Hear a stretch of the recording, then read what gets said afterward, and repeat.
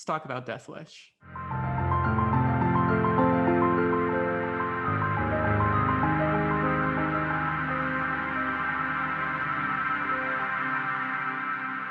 Yeah, just explain the movie to me, Andrew. Yeah. So Death Wish is a 1974 kind of vigilante action film directed by Michael Winner, starring Charles Bronson. Charles Bronson, of course, was in some westerns. I don't know if you've ever seen him in any of his earlier films, like any of his westerns. I haven't. I don't think so. He's in one Sergio Leone movie, but I forget the title. So, yeah, he's an interesting leading guy. He's got a kind of an interesting face. He's kind of old in the movie, which is Yeah. interesting. But yeah, like I said, directed by Michael Winner. Michael Winner is an interesting guy, British filmmaker. I believe from the Wikipedia article, so it might not be 100% correct, but it looks like they wanted to get Sidney Lumet to direct it at first, and it was going to have Jack Lemmon and Henry Fonda. Wow, what a movie that would have been. Yeah, I don't know.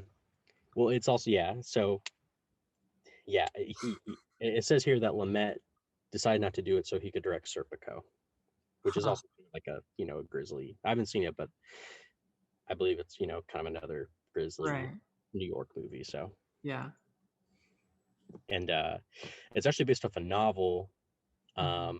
written by a guy named Brian Garfield. And it says here, and I'm not sure, I haven't read the novel, but it says here that, and we'll dive into more of this as we go along, but that the novel was a little criticized vigilantism a little bit more Mhm. than this movie does, which this movie doesn't criticize it at all. In fact, it kind of embraces it, but we'll talk Yeah. about that later. But basically, like, to sum it up, Charles Bronson plays a New York City architect.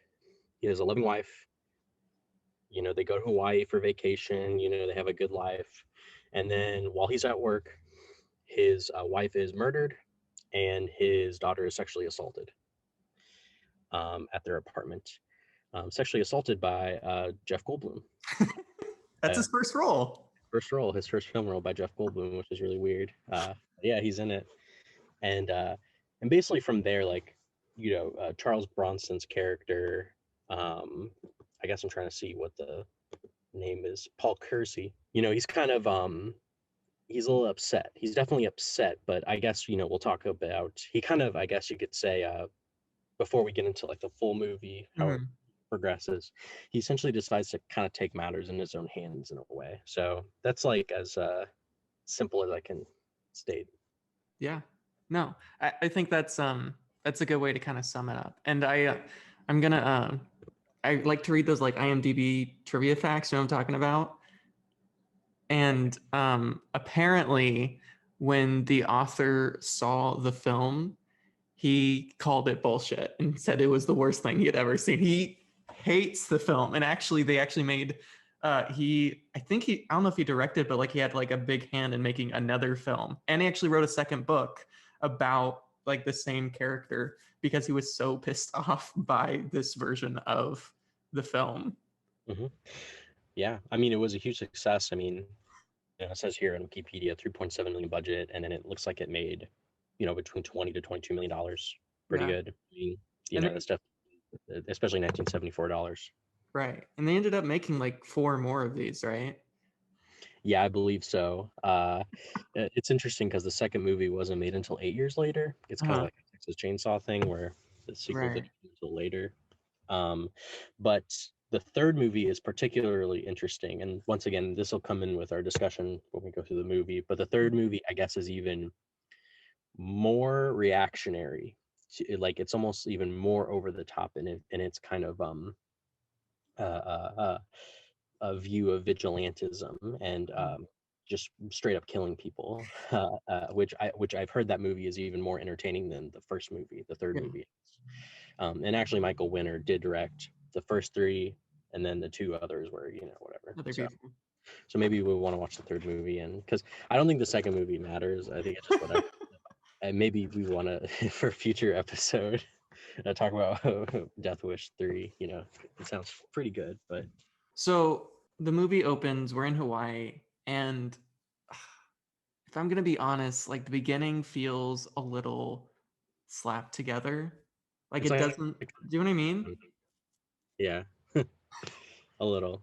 Like I don't know, it doesn't really fit the rest of the and I get like why, because like he gets the pictures later and like, you know, it's like this big moment, but I don't know, it just like it's such a different tone than the rest of the film. And I don't think it really like, and I think this is one of the problems I had is I don't know if I ever really, or I at least see like much of the relationship between the husband and the wife, because like that's like his whole like reason becoming a vigilante.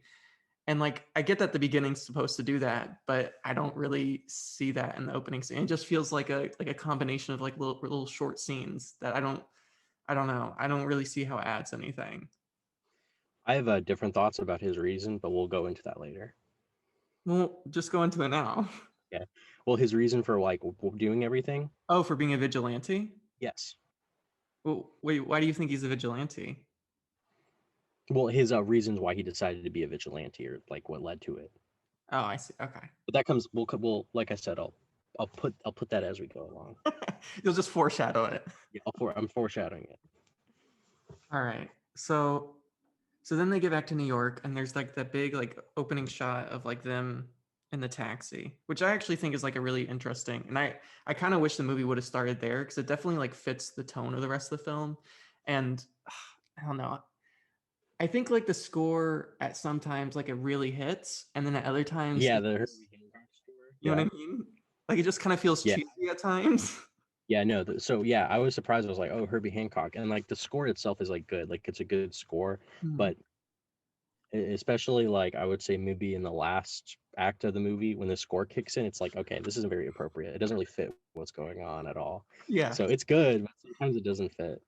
Yeah, it But feels it a doesn't. little like heavy-handed. Like the score is just like it's almost always there, which is just like it's a little much. I would have preferred like it to be a little more quiet of a film. Yeah, I think that maybe was just kind of like the style of like exploitation movies too at the time, Hmm. like action movies, exploitation movies. You kind of have like a funky soundtrack and stuff. Yeah. So it's almost like maybe like kind of like they felt like they had to put it in there or something like that. But yeah, I don't think it's like the best thing I've ever, the doesn't fit entirely well. Yeah. So okay, so then they get back to their house and like she puts the Hawaiian thing, and then he goes to work the next day, right? Because he's like a is he He's an like a architect. I wasn't architect sure if he was thing? an architect. I thought maybe he was like a city planner or something like Uh-huh. that, but I believe he is an architect. And yeah, Okay. he goes there and he has like that really funny conversation with his like coworker or boss where Yeah. Charles Bronson, a bleeding heart liberal, remember? He because he has he like cares about poor people or something like that, or he just feels bad about them or something, and he's like, ah, Charles Bronson, you're too nice or whatever, and Yeah. yeah, I don't know. I feel like Hollywood does this a lot, and maybe this was more true in the 70s than it is today, but like throughout like especially like the beginning of the film, they paint Charles Bronson as supposedly like this big, like hard, like leftist, liberal, kind of socialist, whatever. yeah, But he's not really that at all. I mean, he just like has like the lowest level of yeah. caring about like poor people should exist. Like that's like the level he's at. Well, I guess like the thing about it is that like the idea is that like he has like a rosy, the idea in the universe of the movie, Hmm. Charles Bronson's character has like I guess like a rosy view of the world. You know what I mean? He Yeah. has a a bleeding heart view of the world. People are down the dumps, but the movie translates the message that outlook will get you murdered. That outlook will get you and your family killed. You know what I mean? It's a very reactionary kind of Yeah. sort of conservative outlook of the world, as if you looking like one New York City 1970s. It's a fucking it's a New York City in the 1970s. It's horrible. It's awful. And if you're not armed, you might as well just be dead. So that's kind of, I think, like they're trying to kind of say, like, you know, Yeah. It definitely feels like a universe kind of outside. And I don't think like that's a bad thing or like a good thing or a bad thing. I think it definitely feels like its own particular universe and like it doesn't like feel like it exists in our world, which isn't like and I feel like it develops that well, right? It's its kind of own little world where just like these absurd things take place. Well, and kind of talking, well, I guess kind of bouncing off what you said.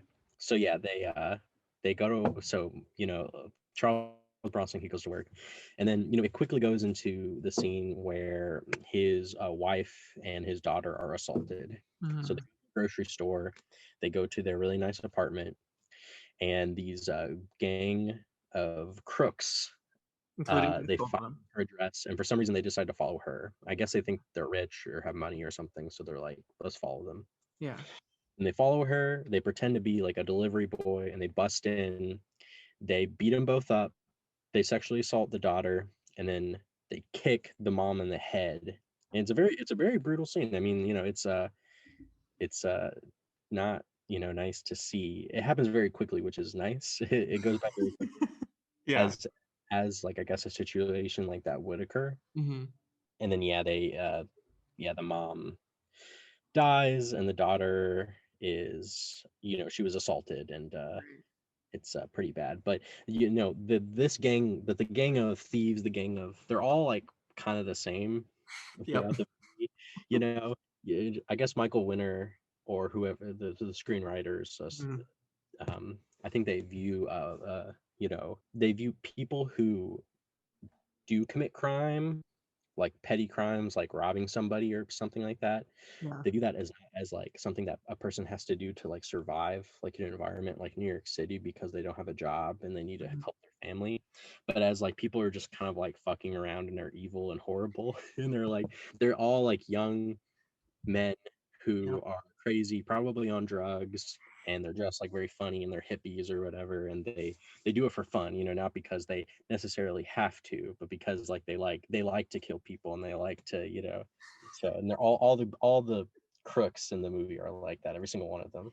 Yeah. There's not a lot of nuance to the criminals. They're definitely just, yeah.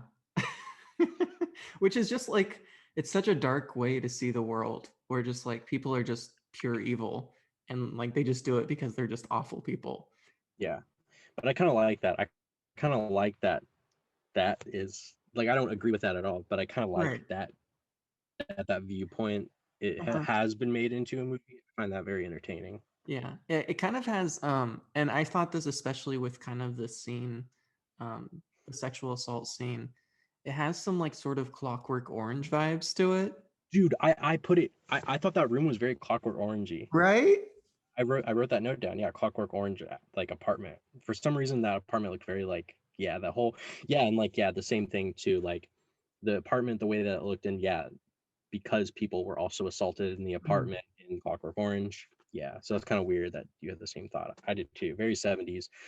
That's actually one thing I also liked about that movie. Michael Winner, for some reason, is interested in like wide shots of rooms. Yeah. So like there's a lot of like really good like 70s like rooms and apartments and stuff that are kind of neat. Mhm.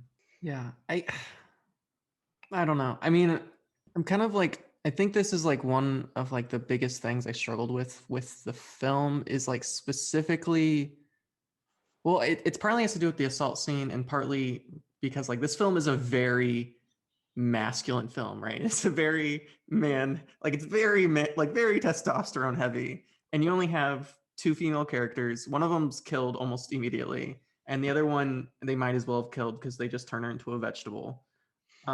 I don't know. I always kind of have problems with like films that I don't know. I mean, I think portraying, and I'm not saying like films shouldn't portray assault scenes. I just think it's like a very delicate line to do, and I don't know. I don't know if in the film like it's like granted enough to like because again I kind of go back to like Clockwork Orange and like I kind of like compare the two in the sense that like when you see those kind of similar scenes, even though like the Clockwork Orange I think in some ways feels more brutal, I guess it feels like you don't actually see as much as you do in this film, right? I mean they just kind of lay it bare, which I know is like kind of the point, and then maybe it's just like it's hard to watch, and I guess that's sort of the point of it, but it's also like I don't know, like as a like the morals of like a filmmaker, like I just feel weird about it, I guess, because like putting people, because right, these are actors, putting them in these situations is a very kind of delicate situation, and I don't know. Like it's not that's wrong or right. I just feel weird about it, I guess. Yeah, I see what you mean. I guess I don't know. I've seen worse. Yeah. Yeah, that's true. 70s. That's how a lot of like 70s movies are. Like they're just like more pronounced and like Yeah. in their filming of how people are assaulted, you know what I mean? And you Yeah. know, they're also of course they're willing to show more nudity, Hmm. show more insane, violence and stuff like that. And but yeah, I know what you mean. It's kind of course, it's the violence against the women sort of perpetuates the decisions of the main male character who wasn't assaulted. So, that's I know what you mean. I definitely know what you mean. Hmm. But I do think that you said it was a very, masculine movie. Hmm. It's interesting because I guess I'm going to continue on and say kind of what happens Yeah, afterwards. yeah. So yeah, they're like you said, wife dies, daughter is essentially, yeah, like you said, a vegetable. And Charles Bronson is basically beside himself. He's like, well, I don't know what to do. He's I guess he's upset. Uh and so his boss is like, look, we have I guess like a work or contract or something in Arizona, Hmm. Tucson, Arizona. Why don't you go there for a little bit and kind of take your mind off the whole thing? And Charles Bronson is like, okay. And he goes there and he meets this guy. He meets a cowboy guy. I need to see what his name was because it was like a very specific name. It was like very weird. Sam Kreutzer. Sounds right. Yeah, but he's like a he's got a cowboy hat Oh on the whole yeah. time. And he's there for a brief amount of time. He's not there forever or anything. And he Mhm. gets a lot of work done, it seems like. And then the guy is like, hey, why don't you come to a club sometime? And he's like, no, I'm not really interested in that. Well, it's a gun club, we shoot guns. And he's like, okay. So basically just the two of them, I guess, go to a gun range. So does that mean like if Charles Bronson's character didn't go, it would have just been Sam by himself at that gun club? Maybe they would have sent someone else. It would have been the other guy that they sent if Charles Bronson didn't want to go. Okay. Yep. So they go to the gun club. They go to the gun club and they shoot a gun. And it's revealed that Charles Bronson's got he's got Paul Kersey, he's got a great shot. Mhm. Whoa, how did you learn to shoot a gun? I thought you were a New York guy. He's like, well, I was a conscientious objector in the Korean War, I think. Yes, Korea. And he was, I guess, like an ambulance guy or something like that. But he said like his dad was like a hunter, he said, right? Yes. His dad Yeah. was a hunter. So so he's not like interested in guns much anymore, but he's good at them. He's just like, I don't know, just well trained and knows how to shoot it and is just incredibly good at shooting guns. Which I found very funny. It was just like right away, just you're really good. It's like, oh, okay, I wonder what's gonna happen now. Um, and then I think after that they I think what I would consider the turning point of the movie Mhm. is to go see the Western movie set where they have these Yes. reenactments. Yeah. I think that's the turning point of the movie because I think like Charles Bronson is funny because Charles Bronson himself was in westerns and stuff like that. So it's Right. kind of funny. He's like watching these westerns, Mhm. and I think like the combination of him shooting the gun for the first time in however long, and then seeing the western reenactment, I think that maybe unlocks something in his brain or something, at Yeah. least like psychology or universe of the movie. Because he looks at it and he doesn't react really. He just kind of looks at it and he's like, I think he's like fascinated or kind of he's I guess I guess he's like he kind of wants to do something like that because the scene is basically just like a sheriff like killing a bunch of criminals or something like in an old west set.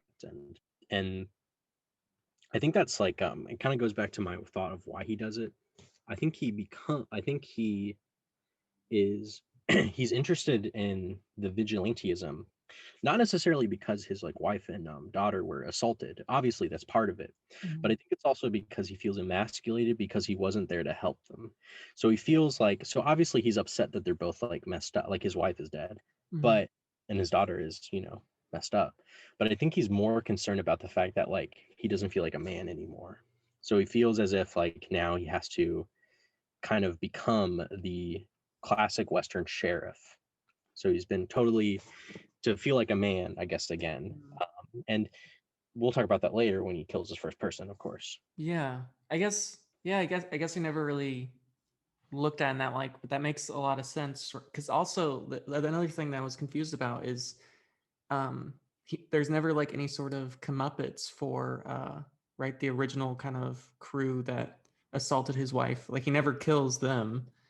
And I thought that was weird at the time, but now like looking back, I guess with the sheriff scene and then also in the scene before when they're at the gun club, um, Sam says something about how like a gun is basically just like an extension of your penis, right? Right. Yeah, That's basically, he does say that. Yeah, yeah, huh? yeah.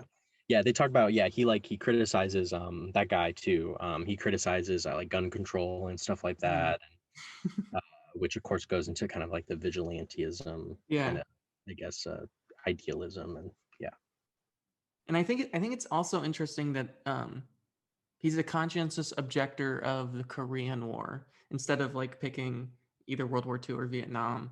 Um, I mean, Mhm. obviously, partly it's just because of his age, but I think also it has to do with the fact that the Korean War is also often considered the forgotten war, right? It's not really taught in American history back Right. then or now, and it's kind of just kind of like we kind of skip over it, and I think that kind of goes into how in sort of like him feeling not only emasculated but kind of like overlooked, like they're kind of right, just how the police kind of ignore him, which is what happens next, right? Is that when he goes to the police station, or does he go before he goes to I Tucson? think he goes, yeah, I think we might have skipped over that. He goes to the cop, and the cop is like, okay, like we're looking for them, but honestly, like it's not gonna happen. It's just like Right. there's so many other things that we got to do. And that's another common theme in this movie that I think is kind of interesting is that the police are kind of in the universe of the movie, the police are like very useless, I guess. Which Yeah. I think was Yeah. probably the thought of a lot of people at the time, that the police don't do enough. They don't, get out enough and commit murder and stuff like that. Um, yeah, and I think so now it's like, yeah, people have to, take it upon Injure themselves. themselves. Vigilante. Yeah, but I thought that aspect was kind of funny, how the cops are just kind of they well, we'll talk about it in a second, but yeah, about like they're lazy. Well, not lazy, they're ineffective, but they're pretty effective, and they're they are hell bent on finding the guy who is the vigilante that makes them look bad. You know what I mean? Right, right. That's what their concern is. It's not with like all of the, it's only with, it's very almost like Kafka-esque in their like bureaucracy. Yeah, Like they're so concerned with like their own bureaucratic world that they don't actually do anything. it's true. All right. So they get back from Tucson, and then what happens? Because I genuinely don't remember what happens next. He goes back to Tucson, and he I think he brings back a gun. I think he Yeah, yeah, Sam gave him he's a gifted gun, a gun. right? Yes. But he keeps it in his office, I think. Yes. And let me look at my notes here. So I think like more or less he gets home, and I think he's told by his it just kind of like a his also I think it's kind of weird that his son-in-law calls him dad. Yes. I was gonna ask about that. What is up with that? Like the whole time he calls him dad, and it's It's weird, confusing. right? I don't think it's like, I guess like that would happen. You know what I mean? I don't think it's weird. But it makes it confusing. It makes it kind of like it's just kind of like a weird like thing to put in your script. I guess I don't know. It was kind of weird to me. And the whole relationship between the two of them is kind of a weird relationship, don't you think? Yeah, they just seem to be close, like good friends, as if he's his dad. You know what I mean? As if it is Yeah. his father or something. But obviously they don't really go into it too much. It's just that they, I don't know, they just like each other, I guess. But his son-in-law now tells him that like, look, like your daughter is just Oh, right. not doing well at all. So I think they Hmm. had to put her in a home or like Like a a nunnery mental or like an facility. abbey or something. Yeah. So that's like what he finds out when he gets back, and he's like, "What the fuck? Why didn't you tell me?" So I think the next scene more or less is Charles Bronson is now going to go on a walk with his gun. So he goes on a walk, and he goes to a park, and literally within 10 seconds of him walking around the park, he is ambushed Yep. with the guy with a knife. He's like, I think he asked him if he wants his money, and I think it was a knife. Was it a knife or a gun? It was a knife. That's the other thing is like almost all of the those scenes are like they have a knife and Charles Bronson has a gun, except for the last one, I think. But all the other ones, they Maybe all have like a knife. yeah, Yeah. Oh no, he does have a gun, yeah, right? Because they find the gun and it's not shot. That's right. He that's did. true. Yeah, yes, that's it. Yeah. Yeah, that's yeah, right. That's why I was kind of confused. I was like, did he have a gun? Did he have a knife? Most of them have knives, like you said. Yes. Yeah. Um, and Charles Bronson shoots him and he runs away. And Charles Bronson's reaction is interesting because it's not Paul Kersey, I should say. Mhm. His reaction is interesting because I think he goes to his apartment. He Mhm. like runs to his apartment. He And doesn't, throws up. Yeah. and he like throws up. He's like sick to his stomach. You know what I mean? He is nauseated Mhm. by killing another man, which is interesting. You know? Yeah. It's also interesting because like that's not like he immediately is just like over that, and then it's suddenly like all Yeah. for being a vigilante. Which I wanted to talk about this. There, if like you look at it from like a modern lens, this is kind of in many ways it's basically a superhero movie. It's basically Batman, right? Is it? I I mean, mean, I it's guess like basically a Batman origin story. yeah, I guess that's true. I mean, like Batman's parents are mugged and killed, and Batman becomes a vigilante. But Mhm. Batman doesn't really kill people. Yeah, so it's just like a, a more violent Batman. But it does have like a lot I of know those it's kind of great. like tropes of superhero movies. Like it kind of does like the Yeah, same, you're right. right? It kind of follows the same pattern. Yeah, I watched Ghost Rider not too long ago, and again, in Ghost Rider, it's kind of the same thing. Something bad happens to a family member, Mhm. and they have to now take matters in their own hands, and they get like this kind of like like this new strength that they didn't have before, didn't think about before, and now they're you know taking down bad guys and stuff. And literally in Ghost Rider, he saves people from getting mugged and stuff like Right. that. So that made me think of other, movies like that, kind of an Mhm. origin story. So I see what you mean. Definitely. So okay, so after the mugging, then the police discover and they're trying to figure out like what's happening. Immediately they like get the best detective that they have, played by Vincent Gardenia, who's really Yeah, good, by the way. He's good in the movie. He's got yeah, it's like a great performance. he's like, just like an Italian American guy. He plays the flower shop owner in Little Shop of Horrors. He's Hmm. really good in that movie. But he's really funny and kind of just like this big, Italian, like I said, Italian American detective guy. And he's funny. I wish there was a little bit more of him actually. I thought it was good. Yeah. He's and yeah, so yeah, they immediately get the best like detective or whatever, and they're on the scene, and they're like, he didn't take the money. He shot and killed him. He didn't take the money though, and the guy never had a chance to shoot back. Interesting. So immediately they're like interested in this case, and they're on it. They're on it. So, and then from there, it just kind of like basically kind of spirals in the predictive way that you think it would, where Charles Bronson is consistently mugged again and again, Yeah. or he witnesses muggings and keeps killing people. And as he's killing people, the police are more and more interested. And then the press also continue to spin the vigilante narrative as well, um, making the police look like fools. You know what I mean? Like they Mhm. don't know what they're doing, and because I guess also to think about it too in the way of the press, like the press doesn't necessarily care too much about a single mugging, but they do care if a mugger was stopped by a vigilante, you Mhm. know? Yeah. And then there's that scene where or whatever his name is, Charles Bronson's watching the news and you see like the other right vigilantes and you see like you know what something uh, um I will say that the black characters in the film Yeah. um maybe not the best representation. Well, they do have black people as cops in the movie too. That's true. That's Yep. true. That's true. That's a good They have point. black muggers. I will say the muggers, like they're pretty diverse. I mean, you have white people, you have black people. Yeah. They're all young though. They're all young men. They're Mm. all young, kind of dispossessed men who just want to, rape and murder and Yeah, the representation of like, I'm not going to say that the representation of black people in the movie is a positive one. It's not.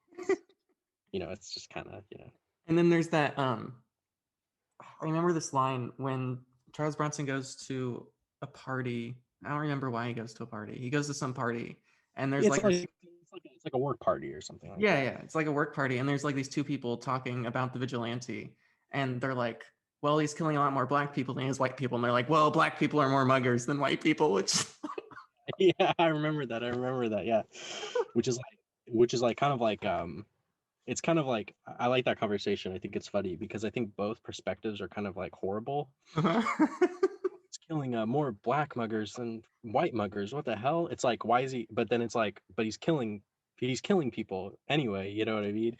But yeah, this person's like, well, that's because it's like both like people are horrible. But I think Michael Winner. I think he's more about the person the person who's making the argument that like, well, black people are statistically muggers more often, mugging people or whatever. This is the same guy, by the way. Michael Winner's interesting. He directed a lot of movies. Mhm.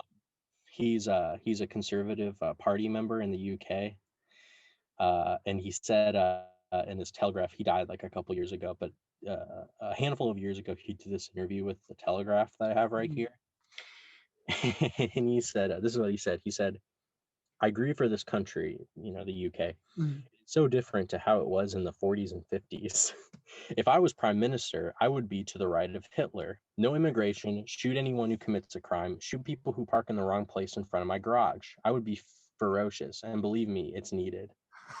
So yeah, that kind of like sums up kind of the brain of one Michael Winner. Very very weird guy indeed.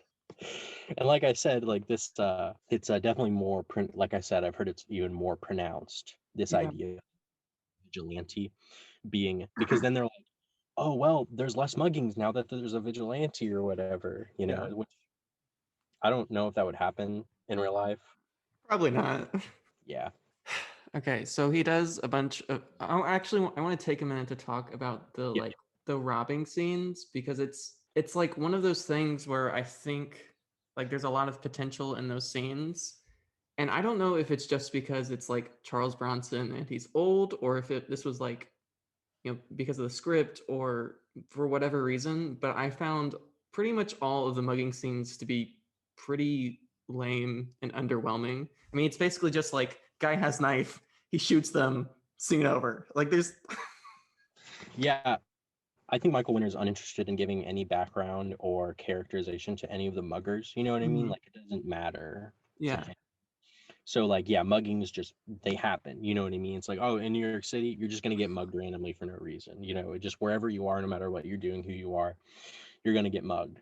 Yeah. Um, the subway scene, you mentioned superhero movies. The subway scene where the people are like walking across the subway and they get to Charles Bronson and they both get shot on the subway. Those Yeah. scene kind of reminds me of like Joker, where he's on the subway, kills the frat kids. Yeah. Yeah, and yeah, that's probably my favorite one too, because that one has like a lot more tension. I think it's built up a little bit more. Absolutely. I guess the one where he's in the diner and he gets chased by those two guys, which by the way, those two guys didn't look like those guys look like just like normal guys. Like they didn't look like in the Yeah. universe of the movie, Right. they didn't look like, but they like got up from their chairs and they're like, okay, yeah, let's go. You know what I mean? So kind of weird. Yeah.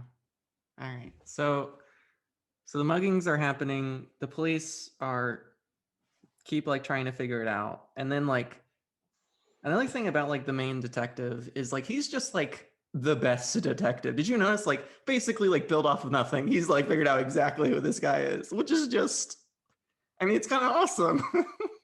Yeah, and it's actually like yeah, like it's actually like and yeah, it's actually kind of like that. Like I said, it's fun to watch. That guy is like really good, and the character is kind of neat. And yeah, it was like that was a good part of the movie. Um, just to see the detective work, I thought it was pretty good. Usually, the stuff in that movie, usually in I feel like in movies like that, usually that part would be like the boring part. Hmm. I wasn't too bored. I thought it was fine. Yeah. So should we jump to like the conversation between the detective and like the DA? Yeah, I think more or less right. Like we pretty much explained it that like it's pretty much just like a pattern from there. Like Mhm. muggings, the police are involved, they're embarrassed, they don't know who it is, but the detective is inching closer and closer to him, Mhm. to Paul. So yeah. So so the detective goes to the DA and they have this conversation basically where the DA is like, we don't want you to stop him because they don't want him to be arrested because if they arrest him, then he'll be a martyr. Or kill him. They don't want to arrest or kill him. And they don't wait, what I forget. Oh, yeah, because the same reason they don't want him to be a martyr. They want him to leave town. They want him to stop being a vigilante. But the detective's like, which is when we realize that that's like the first time we like know for sure that the like mugging numbers have gone down by like 50% because of this Something like that. one And guy. why didn't they like that again? What's that? Why didn't they like that the mugging levels were down? Because it made the I police was trying to look remember. bad. Okay, yeah, that's what I thought. Yeah, and once again, yeah, it goes back to just them looking bad. And the detective's like, that's like the first time where the detective's like, oh, well, I don't know, maybe this vigilante guy, he's on the right track and we should, and he's like kind of like, right, he's like kind of against him. He's like, maybe we shouldn't do that. Mhm. But I guess he like listens to orders, and that's when This is that's a when conversation he's having with the district attorney. yes. And by And this like, point, the detective knows who it is, doesn't he? Or is he's pretty close? I don't think he knows who it is yet. I think he's getting very close though, if I remember correctly. Yeah. So they have this conversation. He figures out like using like his special detective skills, he figures out that like he has to live within like a certain area of this place, and Yeah. they've like narrowed it down to like 14 people, and that's when he meets or like they follow Charles Bronson, and the detective like breaks into his house, which is like Yeah. that's disturbing. Yeah, I mean, like, I guess that happens. At least that did happen. I mean, Yeah. like, cops do it all the time. They break down Hmm. doors and stuff. And yeah, they're just like, whatever. We'll just They break just into his. walk in.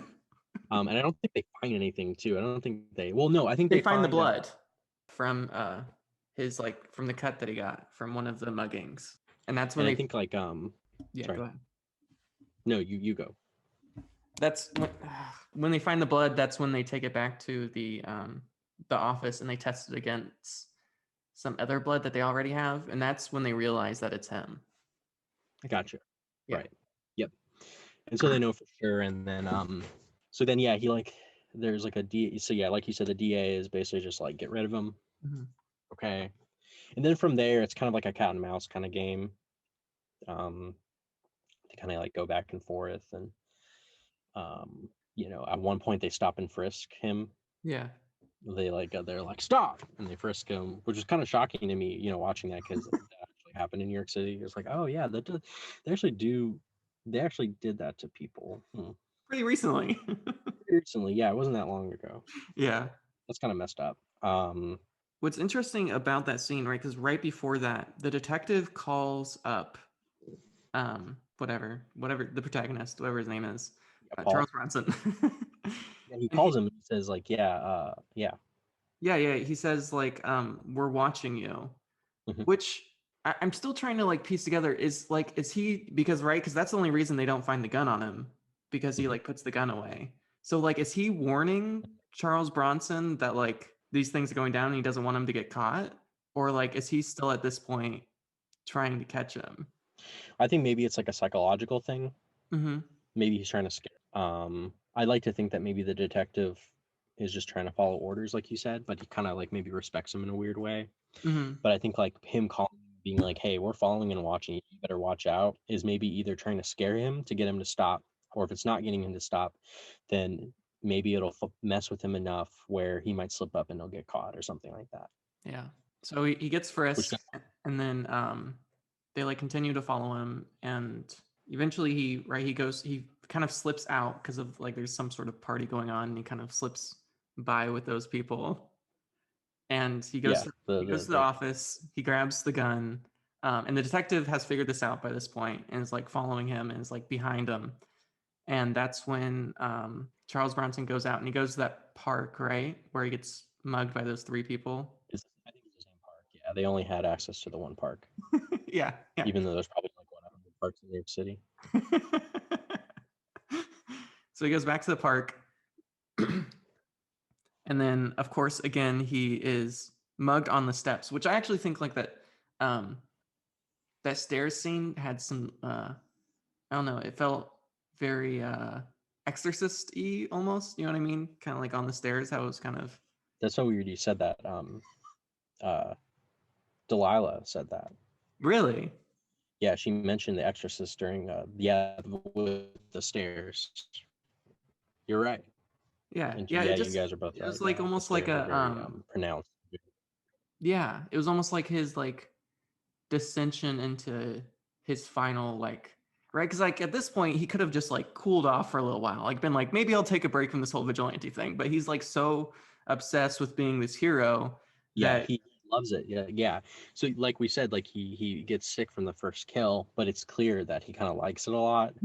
Doesn't feel remorse, you know what I mean? Just yeah, because he feels like he's getting like revenge back, even though he's not necessarily finding and killing the people who specifically like killed his wife. He's more interested in just kind of like feeling like a hero, like feeling like an action hero or something like that. yeah, Um, you know, but not that he's like because like I think there are even scenes where he's like reading like magazines that are about him or yeah, something like that. yep, Like he kind of sort of has like he likes being a hero, but he also likes killing people now, you know. Not in a like but I think like the guilt is removed because he's killing people who he believes are terrible people, yeah, people who are who deserve to die, which in the sick universe of the movie is, you know, what how it views those people. So right. mhm, So he shoots two of them, the third one gets away, mhm, and then there's like I don't know if I'd call it a chase scene. He like follows him, like no mhm. one really runs. Um, and they're like in a, I don't know, like near the water. They're like at a wharf or something. Industrial area or Yeah, something. some like industrial area. And was Charles Bronson like cut before, or like was he shot? He was shot in the back. Shot. He was shot. So he's like struggling along, and so like he's like coming down these like big steps, and our criminal bad guy is like in the middle, and he's trapped between like the police and Charles Bronson. And instead of having what I assumed was going to be like this like final like sort of like fight scene between like Charles Bronson and our criminal, Charles Bronson just faints, and then that's the end of the scene. Yeah. And then the police officers, and then it cuts to the detective with the police officer who was first on the scene. And he's like, "I found this gun." Mhm. He's like, "Did you tell anyone yet?" And he's like, "No, I haven't told anyone." And that's when we see like, oh, what the detective really wants is kind of sort of to protect him in a sort of way. Yeah. I think it's more than like right the DA. I think he actually wants to protect him himself because he, like you said, he kind of feels this sort of admiration almost towards this vigilante. Yeah. And like but and the same thing too, you know. He feels admiration, but I also think that the detective probably feels like also doesn't want to look like a fool too. You know what I mean? Yeah, So, yeah. do you recognize the cop by the way that said they found the gun? Uh-uh. That was a Christopher Guest. Really? Christopher Guest, yeah, he's the guy here. You know, Best in Show. He's Yeah, in this yeah, yeah. Christopher Guest, like one of his like a second or third movie or something like that. I Weird. think Spinal Tap didn't come out until like 10 years Yeah, yeah, after, yeah. so it's very young. Christopher Guest, it's very funny. So then, basically we just cut to our final scene or second to final scene, which is Charles Bronson in the hospital, and the police officer comes and he basically like says, "Hey, you need to get out of town because if you don't get out of town, we're gonna take your gun and you'll be in jail forever." Which is kind of like a badass move from the detective's perspective because like he's kind of bluffing because he can't really do that because if he does that, right, the police department won't arrest him. So it's kind of like he could just kind of has to hope that Charles Bronson buys into it, which he does. And that's how we kind of in the film, which is Charles Bronson goes to Chicago, famous for its criminal organizations, Yeah. and he sees this woman being harassed by another group of criminals, and then there's that final shot where he holds out his hand as if it's a gun, and he kind of like shoots it, which is a fun. I think it's a really fun final shot. Yeah, it's a perfect ending to like a fucking movie like that. It's pretty good. I don't know if you saw, but like Eli Roth, who's Mhm. not a favorite director of mine. He did like he did a Death Wish remake in I think 2018 with Bruce Willis. That Yes. takes place in Chicago. Yeah, I that's don't. actually how I knew about this movie. It's like I had heard of the Bruce Willis one. So I was like, I knew that one. Okay, okay, yeah. I've never seen I've never seen it either. I've heard it's it. bad. Yeah, I've heard it is not good. Eli Roth, I'm not a fan of, but I'll probably watch that sometime, I just feel to like we'll have to. just to see what it's like. But yeah, like the final shot is great, and yeah, he goes to Chicago, and I believe the sequel takes place in L.A. though. Really? Yeah, Huh. and from what, yeah, I will say that to kind of talk about like cities, I guess, like Mhm. the movie of course takes place in New York City. One of my biggest criticisms is that even though like there are really good, I think like rooms in the movie, I don't think it has a good sense of place No, not at of all. the city. Like I was thinking of Taxi Driver. I thought Taxi Driver was kind of similar to this movie, and Taxi Driver has a great score and it has a very good sense of place that all really work together to kind of like form like Mhm. 1970s New York City, Yeah. very interesting way. And I didn't think Death Wish did that very well with its music or its cinematography or look or whatever. Yeah. And yeah, we kind of go to the same places. Like we go to the subway. It's like the same place that they were in. Mhm. We go to the same park. Yep. The sets are. I mean, I guess you can't get like everything. You can't get the top of the Empire State Building, but I thought it did fine with what it had. Yeah. Yeah. So out of 10, what'd you give this film, Andrew? So yeah, on Letterboxd I gave it like 3 stars, I think, which is like Mhm. translated to like a 6 out of 10. Mhm. Which to me, like a 6 out of 10 is like a slightly above average movie. So like a Mhm. 5 out of 10 is like an average movie. It's like a movie you watched if like the first half of it was amazing, like a Mhm. perfect. The second half was like the worst thing ever. Like that would be like an average movie. You know what I mean? Yeah. Where half of the movie is not as nowhere near as good as the other half. Mhm. So it's like an above average movie. I'm guessing I'm just going to talk about how I generally felt. I thought it was pretty good. It was generally entertaining. Charles Bronson is, he's not the best action hero, but he is kind of a badass. Like he is kind of cool. He's kind of weird. Uh, he kind of it seems like he tried to take on like kind of the same trajectory as someone like Clint Eastwood who did westerns and then Yeah. did like kind of like these kind of pulp like detective sort of movies, Mhm. vigilante movies, like Dirty Harry, which I would say I like Dirty Harry just as much as I like Death Wish. I Mhm. think they're both nice, fine movies that are pretty entertaining, very competent, fine performances for the most part. They're just not. I just don't think that they're the most exciting movies ever. And they all, but I will say, like, if there's one, Death Wish is interesting just because it has like a very weird, warped worldview, Yeah. which I wouldn't say is a negative. I think it's a positive just because I think it's very interesting to make a movie kind of about that. You know what I mean? And to make an entertaining one too. So Mhm. So I don't I know. gave this movie a 2 out of 10. Honestly, you know what? I don't know if I've ever seen Charles Bronson in another movie before, or if I have, I don't remember it.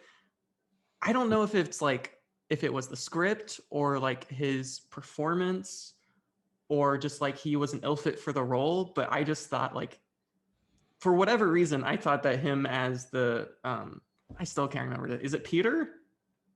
It's let me see. It's Paul Kersey. Paul. I think his performance as Paul is kind of awful. Like he doesn't really show any sort of emotions. He's basically just like a 70s version of Jason Statham. Like he just has like one state of being. I also think he's kind of old for the part, which But I I don't know. kind of like that though. He's it looks like he was 54. 54. Yeah. I don't know. It just like he feels it's almost like you know how like Humphrey Bogart like he always looks old. Charles Bronson kind of feels like that too. Like he just has like this certain like oldness to him, which I mean it's not like he can't be like older. It's just like I don't know. I didn't really enjoy his performance. I think like the warped worldview is interesting, but maybe it's just like I mean I don't think like films should be like non-political or political. I think they can be about whatever they want. But I think if you're going to have this sort of like worldview of the world, which I'm not a huge fan of, which I know you're not either, it just doesn't feel like it delivers. It feels a little delusional, if you ask me. And I think that a lot of the characters are uninteresting, especially the female characters. And I think, honestly, I don't think Michael Winner is really that interested in characters at all. I think he's much more interested in just the sort of violence, which is also sort of interesting because I don't think the like action scenes are that interesting. I actually think the action scenes are pretty boring as a whole. I do like that subway scene a lot where he shoots the two, but even then he gets away from the cops really quickly. I mean, he literally just walks out of the subway and just leaves. I think there's like a lot of potential there. They're bad. Yes. So yeah, I don't know. I feel bad giving a film this low of a score because I think like just the fact that you made a film is a lot, and I think there are some really interesting moments in this film and some really interesting ideas, and there's some like really kind of beautiful shots sort of in the middle, but I did not enjoy this film.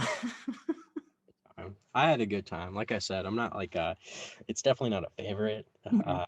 It's just kind of, to me, it's just kind of like a mid, sort of like a decent 70s action vigilante movie. Um, but I was fine with it. And, you know, I guess if there's anything I disagree with you, it's maybe just Charles Bronson in general. I thought he was fine. I think I kind of like his oldness. I kind of like how old he looks and how Mhm. like, he's kind of craggly and stuff. And Yeah. he's got kind of like a weird haircut too, very 70s haircut. And, he's got the 70s mustache, you know. So I think he is, but is he, I guess, the most emotional one, a character ever? No, I don't think so. I think even like I think I was looking at the Wikipedia page here, and I think it says something along the lines of like, oh yeah, here's a quote Bronson said later about the role. He said, "I was really a miscast person," Bronson said later. "It was more a theme that would have been better for Dustin Hoffman or somebody who could play a weaker kind of man. I told him that at the time." So even Bronson himself was just like, "Yeah, I don't think I'm like good for this role. I don't know why you're picking me, but I thought it turned out okay." Like I didn't think like I think you are. I think you're definitely right. I think it could have been maybe a little bit better if it was someone maybe like you said, Dustin Hoffman, or even a guy like Robert De Niro, Yeah. like a taxi driver kind of guy. But you know, it's fine. It's just kind of like a mid tier movie of those types of genre of movies, in my opinion.